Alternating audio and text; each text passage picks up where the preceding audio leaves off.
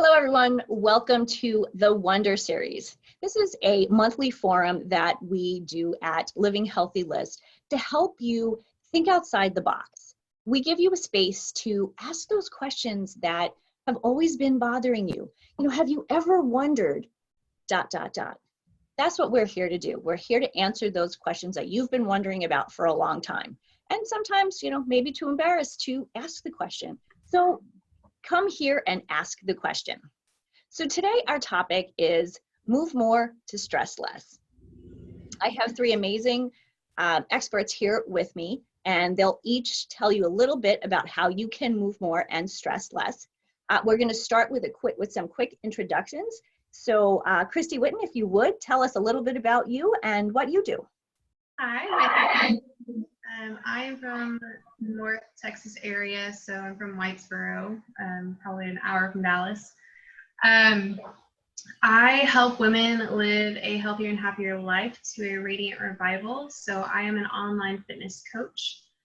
What we do is basically just right now, currently we are working out online. I give you nutritional guidance and help you along the way with weekly check-ins and everything like that. And also the way I got to where I am now is in college, I used to be depressed and stressed and all the negative emotions, but I turned to health and fitness in order to cope with those emotions. And I'm really happy to be here to be able to talk about moving and stressing less. Wonderful. So glad to have you here with us, Christi. Dr. Karen Wolfe, would you please tell us a little bit about you, my friend? Yes, I'd be happy to. So I am originally from down under. I am an Australian physician. I went to medical school in Australia, and I was a GP, primary care physician in Australia, and I moved to America for love. I fell in love, and I'm pleased to say I'm still in love and married 28 years to that American that whisked me away. And so when I live in Southern California, which is a really good fit for an Australian girl. And I decided to make a change when I moved here. I wasn't really happy with the disease care system that I operated in. And so I decided to make a shift in my career to teach people how to create health. So for the last 30 years, I've been a health coach. Way back when health coaching first started in 2000, I had my own training course of health coaches, and I now am a health coach and a speaker, and I teach individuals create successful wellness businesses because I'm very passionate about shifting the healthcare system to more prevention, and to do that, we need to be talking about lifestyle. So that's what I do. I immerse myself every day in lifestyle medicine and practice it myself, very passionate about it. I was a swimmer for Australia, so it's in my blood to be an athlete and to love to move. So I'm happy to be here and join this conversation. Wonderful. Thank you so much for being here. I appreciate it, Karen. Dear Jenifer, Mrs. Kavanagh. I've got to get used to that. And she's saying that because I just got married a year ago. Oh, congratulations. We just had our 1-year anniversary. So I do both fitness and nutrition. So I started my journey many years ago, super unhealthy lifestyle as a yo-yo dieter, a binge eater, closet snacker, like the whole, you name it. I had very disordered eating, and I gained and lost 40 pounds a year for 15 years. And I started my health journey about 13 years ago, and really decided I needed to make lifestyle changes and stop the whole yo-yo fad dieting thing. So I started with very small steps, gradually changing my life, and started to see results when I started working with a personal trainer. So that's where I kind of got into the fitness game. I didn't want to pay my trainer forever, so I got certified on my own and started my own business, and had a very successful training business out of my home mostly. Occasionally I would go to clients, and I did that for several years. after about 5 or 6 years of that, and finally keeping the weight off. So now it's been 12 and a half years that I have kept that nasty 40 pounds off for all of that length of time. So that then put me into kind of nutrition awareness, and I knew all about the fad diets, but I needed more information on nutrition. So got certified as a health coach specializing in weight loss, because that's really my area of expertise, if you will. I was great at losing it, but that was all I was great at. So I really taught myself proper nutrition and all about different types of nutrition. So when people come to me and say, you know, what about this? What about that? So I do both. I am now an Orange Theory fitness trainer. So I work for Orange Theory part-time, coaching about 15 classes a week there. And I have my own private business as a health coach, mostly weight loss, but I do a lot of holistic coaching too, with lifestyle, behavioral change, everything from how to eat, what to eat, planning meals, recipes, grocery store tours, reading labels, all of those kind of things, really working on overall long-term health and weight management. So a little bit of both sides, fitness and nutrition. Well, I'm really excited to have you here with us again. Thank you so much. For those of you who are joining us, thank you, thank you.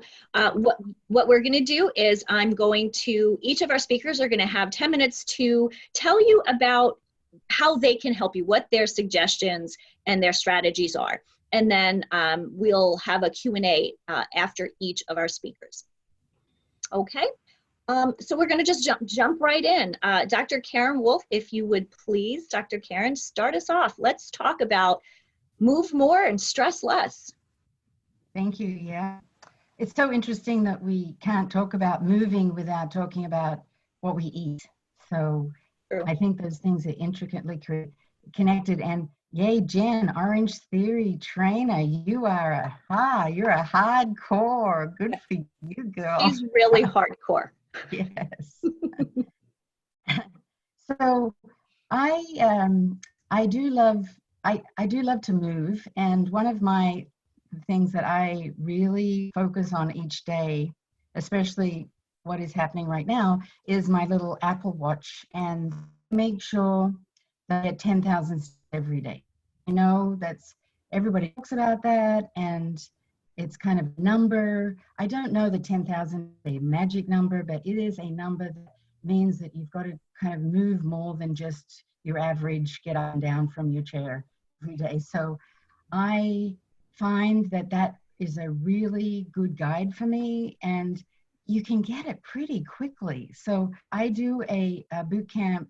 The other thing for me is I'm a morning exerciser. So I found it's when I'm working with clients, it's really important to figure out when your best time to exercise is, because we're all different. And I know my husband, he just is amazed that I can just get up and go in the morning. That's how I am. But I was a swimmer, and which meant we were in the pool at 5 a.m. in the morning when I grew up. So it's kind of in my DNA to move early. And I just love getting my day started that way. And if I don't do it, my day is not the same. So like today we had to get here for me early, which is because I'm in California. So I did an earlier class so I could get that in. So it's that commitment to doing it that is so important. It's just not a thing, an extra thing. It is an appointment with myself.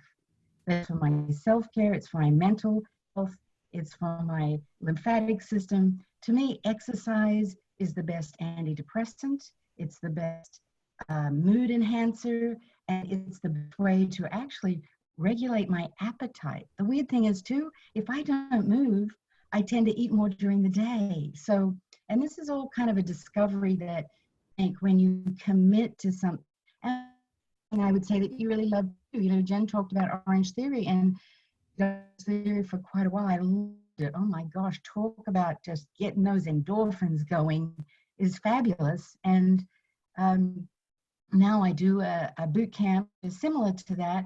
And of course now they're offering it virtually, which is fabulous. So I can still do my classes at the same time every day. So, and I have been reading about the mental health. I have a master's degree in psychology as well. So I am super interested in the link between the mind-body connection and especially what is happening right now.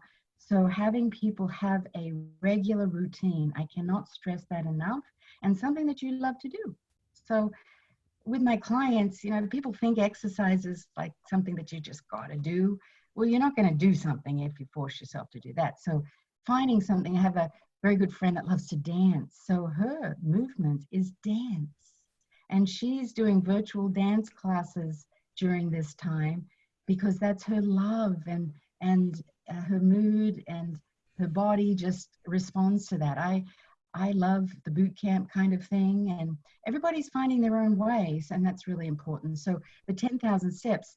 Now, the other thing about moving is that, and we've hinted at it just in the introductions, to me, if I don't feel good in my body, I don't move as well. So that's where the link between what I eat and how I move is intricately connected. And like most of us, my journey in life, I've been on every diet known to every woman.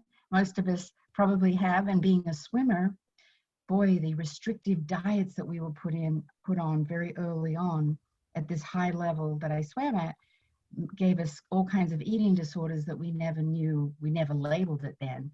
And so as I've moved into my 30s and 40s, that was when I kind of first discovered eating for pleasure and not deprivation. So I find for me what works best is what I call a low glycemic eating plan. So I don't eat bread and rice and pasta. All those things just trigger my sugar cravings, and sugar addiction is a real thing. So I have specialized in my coaching work on sugar addiction. I don't always use that word because it kind of medicalizes it. It's a sugar roller coaster, and sugar cravings that is just a very prevalent. I would say about 80% of people have that, where our brains are biochemically wired to these processed foods that have become so popular. And so cleaning up my diet and really watching, I actually use also a carb counter on my phone. I found that really helpful. It's free, and it's just called Carb Manager. And I find out how many carbs I feel good with. Again, it's not about deprivation. It's about how I feel, like constantly getting that feedback. And I work about 30 total net carbs, not total, but net carbs a day as my kind of ideal, or a little lower than that. And that's how I think better, I feel better, I exercise better. Like my life just works in every way. And I'm interested in functional medicine, and I would recommend too a really great Dr. David Perlmutter. I'm sure many of you know of him, and Jen, you might, because he's based down there in Florida. He wrote a book called Grain Brain, which is the effect of blood sugar on our brain, and blood sugar not in the diabetic range of 125 fasting blood sugar, but when you have a fasting blood sugar between 100 and 125, that a doctor will say, oh, that's a little high, just watch the sugars. That is affecting our brain. And so that's why I moved out of clinical medicine into this lifestyle health coaching to help people before the chronic disease hits, like doing your biomarkers and getting a glucometer and doing your blood sugar test, so that you're your own best health advocate. So the moving and the eating go hand in hand. And I can't reinforce enough finding something that you really love, and an accountability buddy. Even again now in this climate, our boot camp buddies are kind of texting, checking in how we're doing, having that connection. Never in our world have we realized the importance of social connections. I don't like the word social distancing. I think we need to be talking about physical distancing, because the mental health of our globe requires us to be connected in a very authentic and meaningful way for our mental health to be preserved. Because if we don't have mental health, nothing else works. And we all know depression, one of the biggest signs of depression is can't get out of bed, just don't want to move, nothing feels joyful. So it's so interesting in this field of wellness, like what do you start with? And I always say, start with what you can do. Just start. And if you feel like the mental health piece is really getting need a challenge right now, then reach out to a friend and say, I'm not sure what to do, ask for help. I had someone just text me last night and just say, I need to talk. It's 10 at night, but you know what? I'm surprised I was awake because that's usually my bedtime, but I just realized we need to reach out and ask for help right now. I just can't reinforce that enough. And to be able to just hearing someone's voice can just lift you enough to say, yeah, I can do this. And then getting out and walking, getting outside and walking. Part of my 10,000 steps is just a 30-minute walk every day.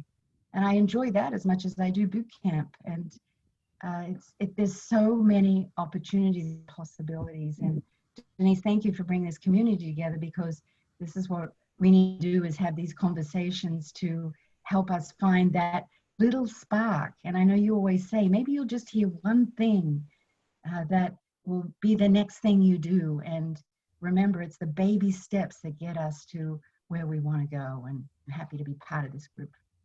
I'm thrilled to have you.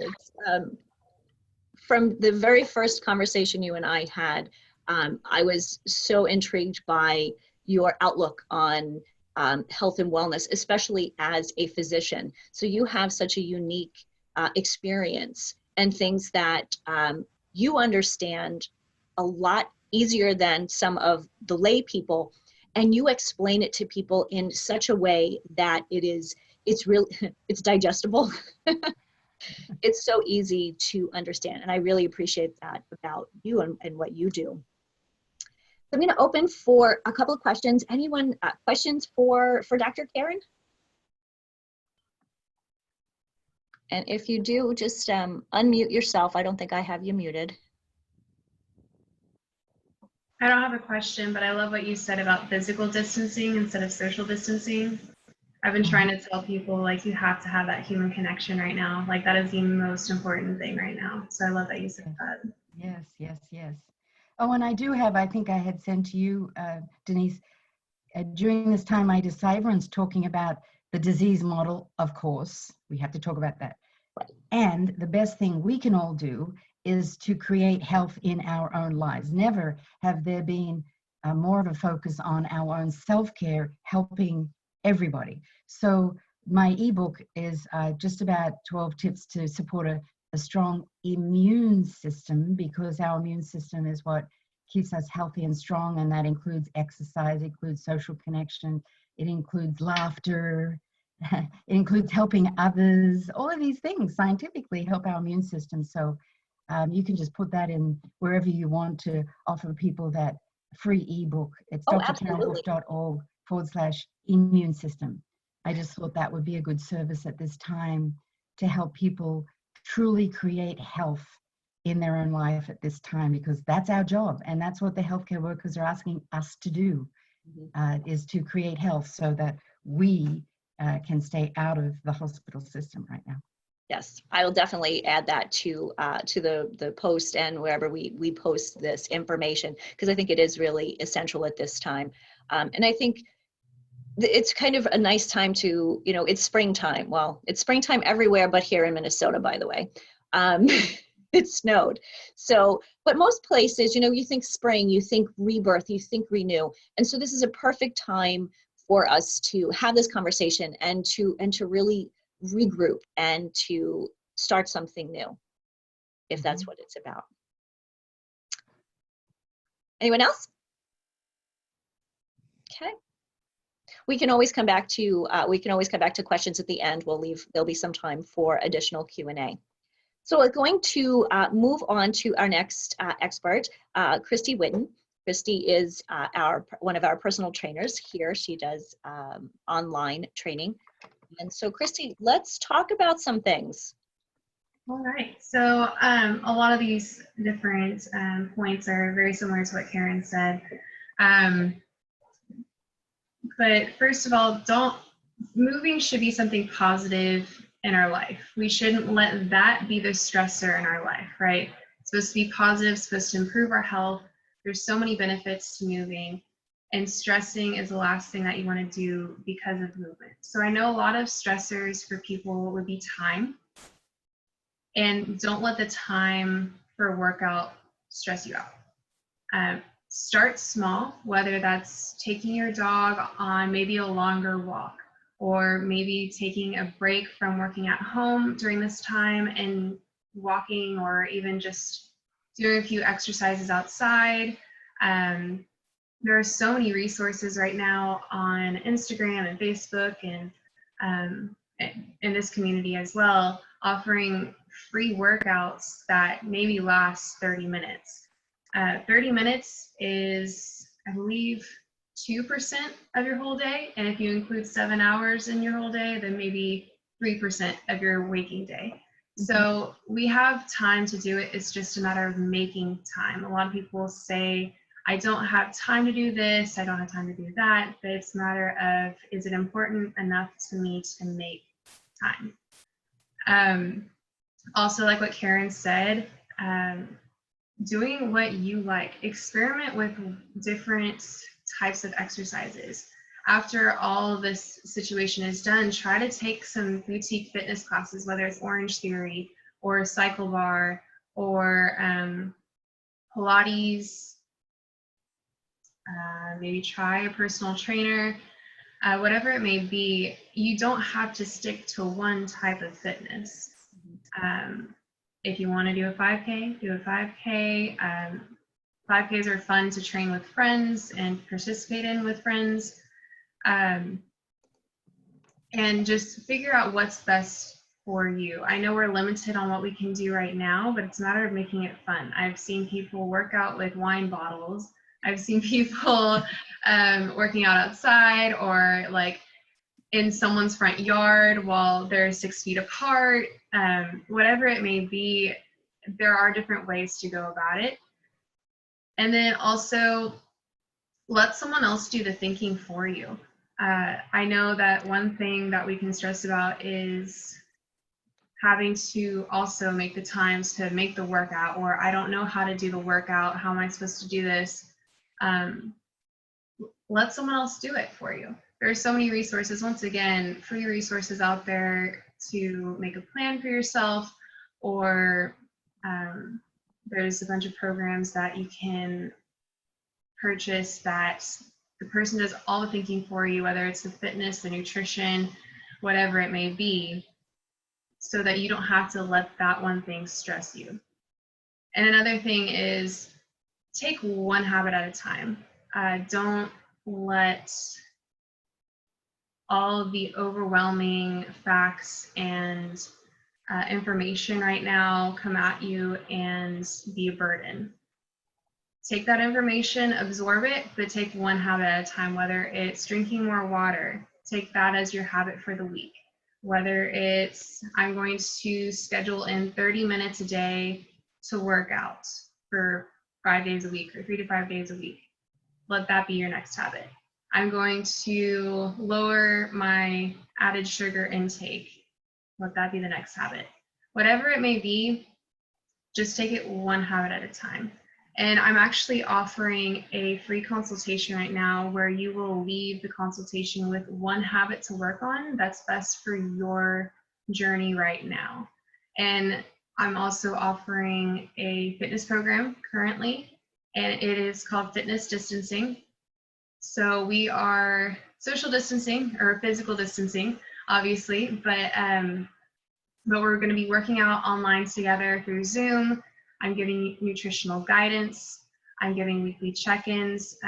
So everything that my program would usually pertain, but it's to our certain situation. It's so important to have that connection right now, to have that accountability, because if you can get that new habit or that new routine down during this circumstance, when you are binge watching Netflix or whatever it may be, and the only place you're working out at is in your living room next to the couch, if you can work out and make time to work out right now, you can whenever we get back to our normal.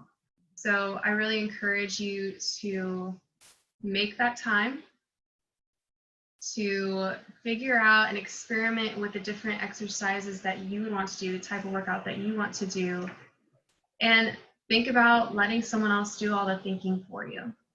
So. I have a question. So you'd mentioned initially at one point lots of free stuff on YouTube, and I mean, it's almost overwhelming how many emails that I get. Oh, check this workout, check out that workout. How do you know what's right for you? I think it's just going about it. So just trying it out, even if it's just like the first 10 minutes of the exercise, seeing if you like it or not. And if you do, great. If not, let's try to find something else.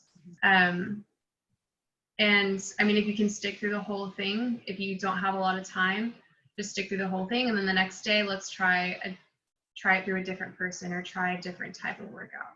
Mm-hmm. So Denise, I can add to that very similar response. I am a personal trainer, and I wholeheartedly admit I despise working out at home. I've had a full gym in my basement for 12 years, and I've used it like 4 times, except with clients. So, but being down here, I have no gym equipment, nothing. I don't have a weight.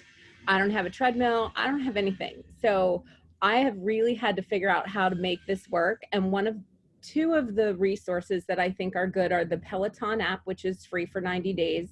And you don't need a Peloton. You don't even need a bike. You can go outside and run. You can do HIIT workouts. You can do yoga on there. And the Beachbody app is free for 14 days, which doesn't help you much, but they've also discounted it if you want the online app. So one of my goals when I set into this was I'm going to go through the Beachbody app has dozens and dozens and dozens of workouts. And so I don't do them I try to get outside, but just like Christi said, like I'll put on a workout. We did this yesterday. So we put on a workout, and 5 minutes in, we're like, I hate this. And Brian looks at me and goes, I hate this too. So we set it off and wrote down those 3 minutes as, our warm up and moved on to another one. And so we've done that a lot with these home workouts where, you've got to have a little bit of time sometimes, or if you have time, another thing I've been doing is kind of previewing them in fast forward, if you will, to see, all right, that looks like a good one. I'm going to try that tomorrow, or I can't do that one because I don't have any weights.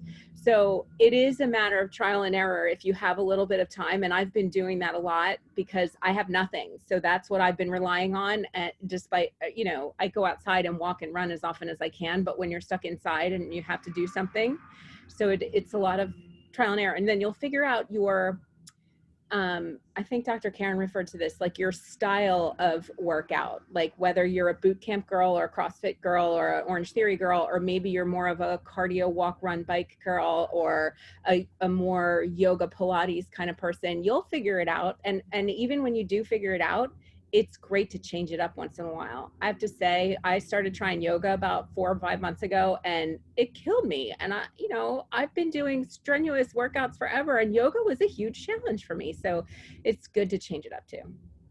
Yeah, and piggybacking off of that as well is instead of scrolling through social media, try to scroll through YouTube or something like that and look at the workouts, like you said, and like the video so that you can view it later. And once you have 5 videos liked, you have your whole week planned out already, and you don't even have to think about it.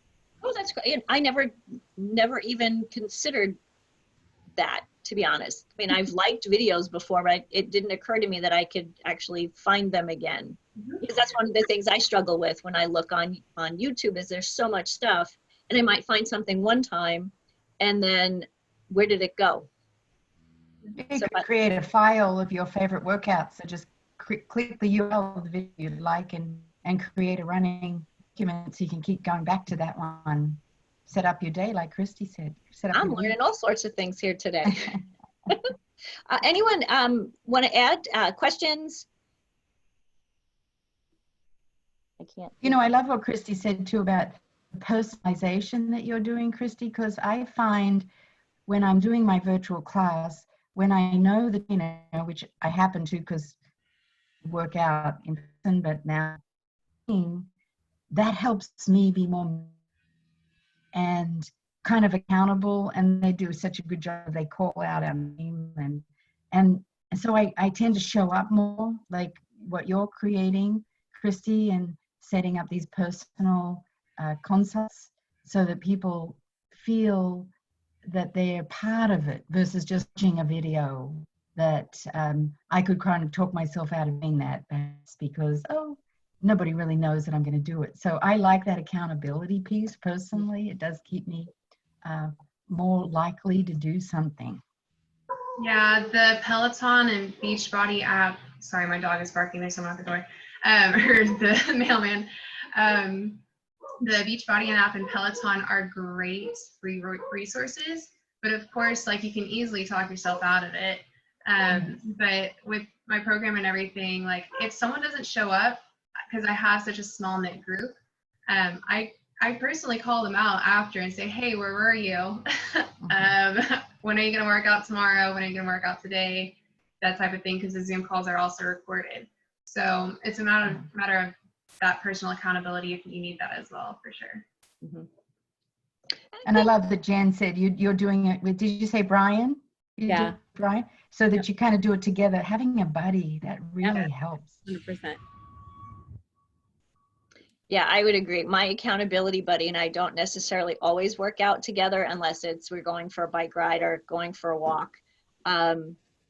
But Mark's been working from home the last 3 weeks. So we've actually had to figure out timing wise what our workouts are going to be, because we'll fight over the elliptical, because both of us love to start a workout on the elliptical. Same like when I go to Orange Theory, I always start on the rower. I'll never start on the treadmill. It's just, I know how my body reacts to workouts, and I kind of, have to work my way into it. So I would agree. Good for you. The rower is least favorite. The treadmill.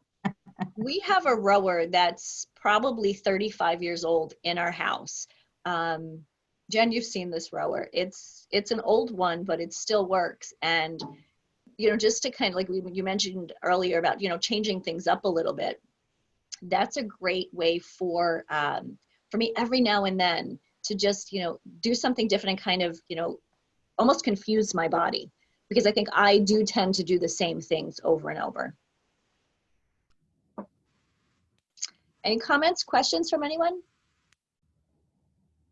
Okay. We have a quiet group today. I'm sure at some point somebody's going to, wait a minute, I have a question. And I hope you do. If you have questions, ladies, please let us know. So then, if that's the case, we are going to roll right into our next speaker, Jen Kavanagh. Jen, tell us a little bit about your thoughts when it comes to move more and stress less. Yeah, well, we're all in stressful times right now, and my thoughts that I had kind of written down on the fitness and exercise are very similar to what Dr. Karen said and reinforced by Christi. I think for me, for fitness, I'm going to talk mostly about food, because that I think needs to be addressed a little bit more. But the mental aspect of the fitness, we're not trying to be beach body, fitness pros, but the mental aspect of getting outside and doing something. It doesn't matter if all you can do is walk to the end of your driveway, then you've done something. Get out and do what you can do. It really helps with the mental aspect of it, which in turn, in my opinion, and I think Dr. Karen mentioned this, helps if I'm a morning exerciser too, but regardless of when you're going to exercise, eating patterns are generally better when you exercise, and it doesn't have to be hardcore. Like I said, it can be anything. Easter Sunday, we went out and walked for like an hour and a half, and that's all we did. It wasn't a fast, brisk walk. We weren't trying to crush calories. We just got outside and it was great. So I think those two things as far as fitness are really important, and just doing whatever you find you can do and that you like, and that's already been said. So I really want to kind of turn to food. Stress is probably one of the leading reasons why people overeat, and we're all in stressful times right now. I would say for me, people don't eat because we're hungry. We've always had plenty of food. So people eat, I think, primarily for emotional reasons, stress, and boredom. And I think right now there's a lot of people out there that are stressed, emotional, and bored. So I talk to people every day. That's sort of my job, is to talk to people on the phone and support them through their food and nutrition habits to not just lose weight. I haven't challenged anybody to lose weight during this time. Let's just try not to, you may have heard it on social media, gain the quarantine 15.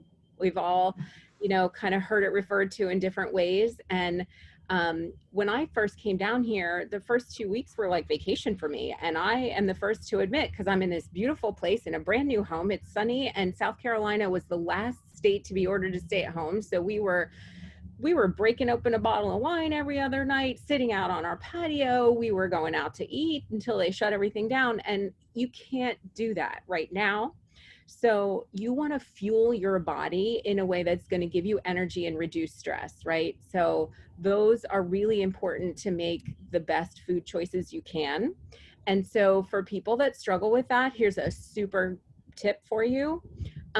When you do go to the grocery store or order your food online, which a lot of people are doing for pickup or delivery, only order good food, because you can only eat what's in your house. So for me, like if peanut butter is your crack, don't have peanut butter in the house. If Oreos, Pop-Tarts, or not that anybody should be eating those ever, but let's say it's granola bars or corn chips and salsa, like if those things tempt you and you're stuck in your house and you're bored, you're going to eat them. So if you don't have it in your house, you can't just, well, you shouldn't just get in your car and go to Wawa or go to the grocery store and buy food. So plan is, again, one of the best tips you can have, especially in these times. Right now, I'm trying to plan meals based on what I have in the house, because we don't have a fully stocked pantry full of spices and fresh vegetables and all that kind of stuff. And we're trying to avoid going to the store frequently. So if you're going to the grocery store, you should sit down and wherever you get your meal choices from. I look at Pinterest a lot for ideas. And we have a family cookbook, whatever it is, whatever your favorite things are, plan out 5 to 10, depending on how often you go to the grocery store, because our goal was to stay out of the store for a minimum of 14 days. So of course we did run out of fresh vegetables, but then we backed up. Our backup was frozen vegetables. And we've done really good. Today is actually day 15. And we are just kind of running out of some things. So we're planning to get the last 2 or 3 days in and go to the store and stock up for 2 more weeks. But our list is made up of what are the dinners I'm going to make, what ingredients do I need for the dinners, and healthy snacks and alternatives, because we do want to snack when we're home all day. I do. Maybe some people don't. Some people don't eat when they're stressed. I'm a boredom eater. So every time I walk past the kitchen, I'm grabbing something. Well, that's my bad habit. I'm trying not to do that. So don't do that. But I have veggies and hummus in my refrigerator, all cut up and ready to go. So if I'm having a snack attack, I grab my veggies and hummus. I have those little tuna packets that are like 70 calories. You can just dive in with a fork, you get your protein. I really try to focus on whole foods. It's a little bit harder right now because we're living out of pantries and freezers. But like I said, I do veggies and hummus. I'll do nuts, but I'll pre-portion them into a serving size. So you're not just mindlessly grabbing nuts out of a container, because that can add up to a lot of fat and calories really quickly. You can buy shrimp, is already cooked in a bag, frozen. Take half of that out, put it in the fridge, and you can snack on 7, 8, or 10 shrimp. It's really packed with protein, low fat, great snack. Things like that. I try to stay away from the crunchy. That's my kind of weakness. So salty, crunchy. I don't want chips and tortilla chips. I don't want crackers, because then I'm just going to want to put cheese on it and probably eat more than I should. So again, we're stuck inside right now. We should not be making multiple trips to the grocery store. So plan your meals and your grocery list accordingly. If you don't have it in the house, can't eat it. So that is really, that's what we're trying to do. And I loved one of the things somebody said about grab a partner or a challenge. So I had somebody issue a challenge to me. I was kind of in a whiny mood about a week or 2 ago. And he said, well, because I'm the trainer, I make up the workouts for everybody, and I do Zoom workouts, and I'm trying to help people that way. He said, well, what if I challenge you with a workout every other day? And I was like, oh my gosh, that's amazing. So every other day we send each other a workout, we record our time, distance, or calories, or whatever we can, and we keep each other. That accountability is really important. So we do that. You can do that also with your food and nutrition. I am a tracker. you don't have to track everything all of the time, but like Dr. Karen mentioned, her carb manager, I also use Lose It or Fitness Pal, and it's more of accountability for me to see, okay, you had 1,500 calories today and you had 50 grams of fat and 75, whatever it is, and it looks good, you know, and it's almost a game, because the other day our son made homemade cookies and I ate 2 of them, 2 big ones. And I was like, all right, I got to make my Fitness Pal thing at the end of the day look good. So I really need to the rest of the day, I'm going to need to not eat the carbs and eat more veggies. And so that accountability using a tracker for your nutrition, I think, can really help. You can look up macros to see based on your goals, what you want to achieve, what your macros should be. The biggest thing is, don't let it stress you out. We're trying to avoid stress. So don't let it be a stressful thing. If weighing on the scale is stressful to you, and if logging in your food and your macros is stressful to you, don't do it. But a lot of people, it helps stay on track by using that as sort of a form of accountability. So again, my biggest tips are probably plan for your trip to the grocery store. Keep mostly healthy and nutritious foods around, because that's what, we should be eating. And when we're all home, we have 3 people working virtually from home. Don't work in the kitchen, for one thing. Don't sit in the kitchen where you're seeing other people come down and get food. Go somewhere else. We all are at home somewhere, and everybody's got to be in a different room. Go to the office, go to the basement, go to the bedroom, and try to stay away from those pantry passes, so to speak. That's a really good point. I have a question. Twice we've mentioned carbs. Dr. Karen, you mentioned about carbs, and Jen, you just did. And I guess when I think carbs, and maybe it's the way I live my lifestyle, I'm usually thinking carbs. I'm usually thinking veggies. And so I don't really count I don't count carbs. It's not something that I've ever really gotten into the habit of. So obviously everybody's a little different. Jen's 5'8". Jen? About 8. I'm 5 foot tall. So, Jen could probably get a little bit more carb than I can because, of where it can all go on my short little frame. But is there a guide that you could tell us a little bit about? Is it, Karen, you said, you try to keep yours at 30 grams. For a guide for somebody like me or somebody listening, what would be a good guide? I think it sometimes depends on your goal, whether your goal is weight loss or weight maintenance. You'll have a different amount of carbs, and you're probably one of 1% of people that think of carbs as veggies, because most people think bread, bagels, chips, rice, stuff like that.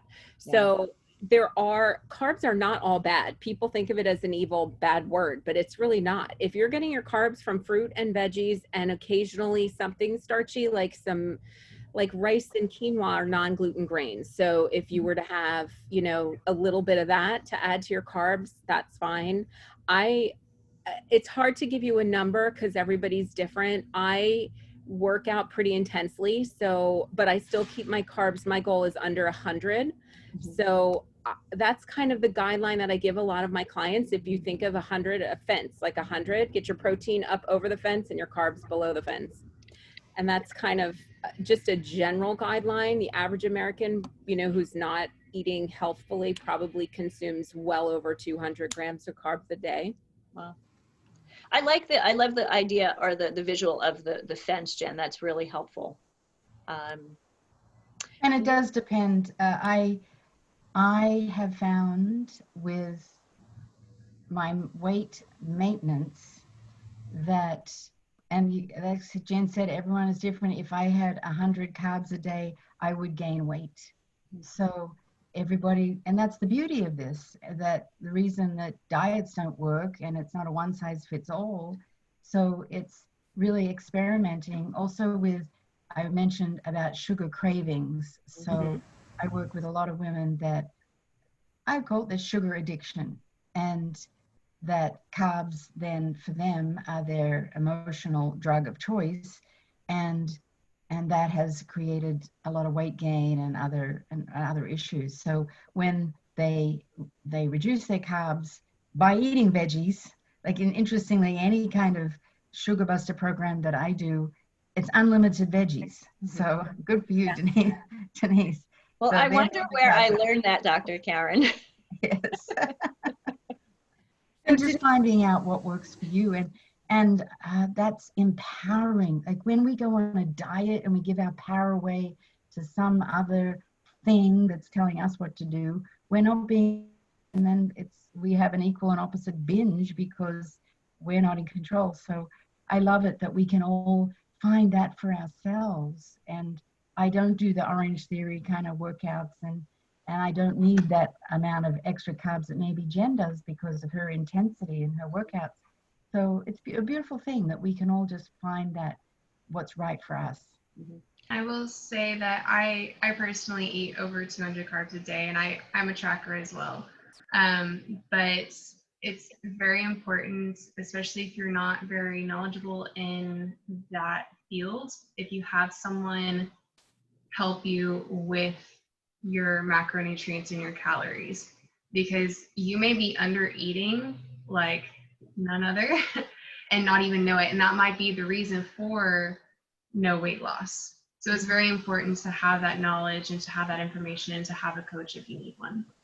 That's what I think is the beauty of what we're creating and what we're bringing here is, you know, the three of you have incredible information, and you each do it a little differently.